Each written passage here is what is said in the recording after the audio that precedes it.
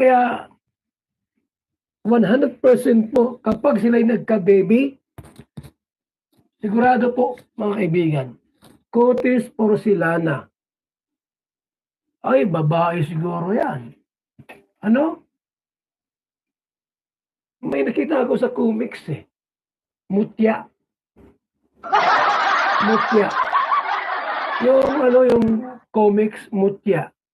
Ganda ng bata, mahaba buhok. Parang ganun. Ang kahawig sa anak ni Papa Dan at ni Joy Diwata. Ay, ang itatawag ko, Mutya na lang. Ano?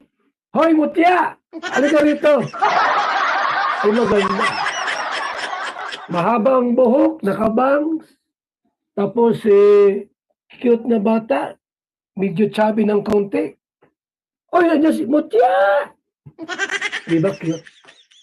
Ewan ko sa'yo.